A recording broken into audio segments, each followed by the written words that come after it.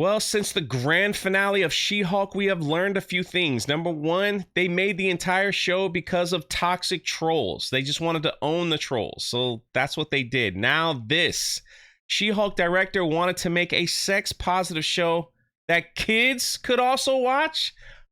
What? No, this should not be in the same sentence. What are you thinking? These people should not talk. They should put out a show and be like, I hope you liked it. All right, on to the next project.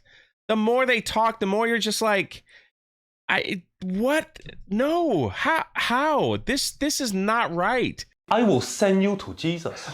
This is wrong. I'm sorry, this is wrong. If you want to make a sex positive show, fine.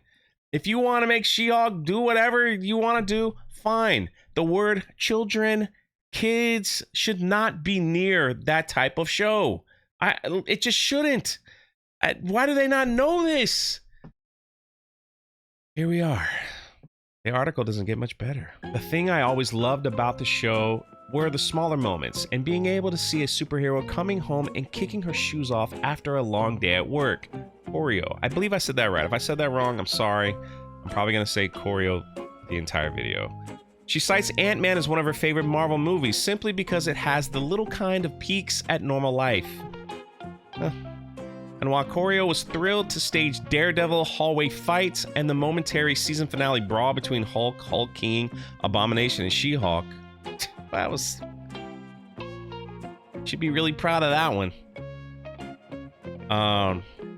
She was excited to take the series to uncharted places in the MCU, specifically the bedroom. She was excited to take it to the bedroom. She should have took the series and put it in the toilet. Goodness. We always felt like there was a fear around sex and around the idea of sex positivity. Sex positivity. What does that even mean? What does that even mean? I keep hearing that term, sex positivity. Let me look it up. The term sex positive can be interpreted in different ways. For most, it involves having positive attitudes about sex and feeling comfortable with one's own sexual identity and with the sexual behaviors of others. So the fact that Jen likes to sleep around, we should feel comfortable about her sexual behaviors. And because we feel comfortable, it should be welcomed by all. Am I correct in that? Please, you can correct me in the comment section. I'm not above correction. I'm trying to learn. So it was our job to keep having the conversation. Maybe somebody should have came in that conversation and said, maybe we shouldn't go this route if we want to appeal to children. If we want to appeal to children. You know, like maybe we shouldn't do this route. You know, maybe not, you know? Or you could come out and say, this is not for children. Either one would have been the correct answer.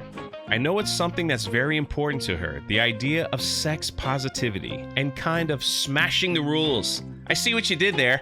I see what you did there. When it comes to women and the way that they're perceived. Wait, what are you talking about? The way that they're perceived. So you're saying like, because has multiple sex partners, a lot of people are calling her a slut, a hoe, or whatever you want to call her. And you're like, we don't want women to be perceived that way if they have multiple sex partners. So that's why you put it in the show, because she's a superhero. And you're like, see, a superhero can do it and it's okay. Like, she shouldn't be shamed for that. Did I get that correct, everyone? Again, correct me in the comment section below.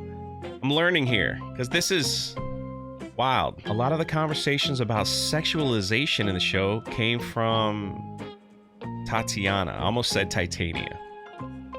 Huh, so the lead actor. That's something that they wanted to push. Okay. Well done with the shot for your article. She-Hulk is one of the most horniest shows currently streaming on Disney+. It's also one of the worst. And for that, one of the most refreshing. Listen, if you want to watch sexual stuff, there's websites for that. What?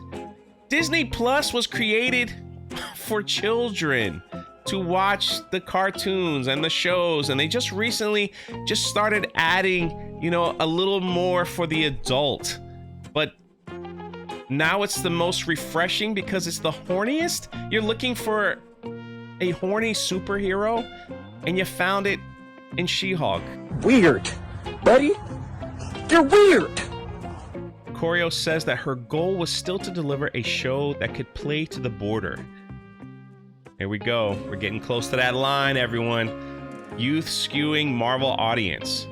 The director says She-Hulk is the first show she's ever really worked on where she was receiving voicemails from 9-year-olds begging to hear what happened next. There it is. This show is not intended for 9-year-olds. I'm sorry. The very first episode, Jen was wondering if Captain America was still a virgin. And then you discover at the end that he's not. I mean, do you want to explain to 9-year-olds what a walk of shame is? Maybe some people do. I don't know. You want to explain to them what Tinder was for? You want to explain to them, like, all that stuff? Like, what? No, it shouldn't be like that. If you wanted to make a show sexual positive or whatever you want to call it, then you do that and you target it towards an audience. I've said this from day one. They wanted to make this show cool. They like they try to do all kinds of things like twerking and adding celebrities and things like that to appeal to, yes, the youth skewed Marvel audience. That's what they wanted to appeal to. But the show wasn't good, number one, and you tried too hard to appeal to that genre. But then you still try to play the part of 30-year-olds. And it's like, it just doesn't mix. And now you're saying, I wanted it to be appealing to children. I wanted this to be appealing to children. We wanted to make it realistic and about a woman navigating sex, but also make it something that everyone can enjoy, including children. My goodness, no, you don't put that in the same sentence. No. You either make it one way or you make it another. You either appeal to children. That's why there are children networks. That's why they have YouTube Kids. That's why they have all these things for kids, right? One line for kids. This is why they have that. All right. Then they have the other line for young adults and older. You don't cross the lines. You just don't cross the lines. And the word sex and navigating sex and sex positivity should never be in the same sentence as appealing to children. Things like that. No, this is wrong. This is terrible. And whoever, approved that or had conversations saying, yeah, let's do that. Yeah, let's do that. Yeah, let's do that. No. This is terrible. Like, this is terrible. And they say it right there. And that's all I'm saying. I'm not shaming anybody who lives a lifestyle like Jen does. I'm not shaming anything. But if you're going to make a show and you want to navigate the sexual stuff, then yes, make that show. If she had come out and said this, we wanted to explore the bedroom. We wanted to explore her sex positivity and navigate her sex. And we didn't want it to appeal to children, so that's why we pushed the barriers a little bit for a Marvel show. I would totally agree with her. But the fact that she comes out and says we want to navigate sex and sex positivity and also include children. She says it right there, including children. No. You can't do that. You cannot do that. That is wrong. That is wrong. And you may disagree with me or whatever. That's fine. But that's my opinion. I'd like to hear your thoughts on this. Let me know in the conversation below. My goodness, here we are. Here we are with Marvel. Here we are with Marvel. What a disaster.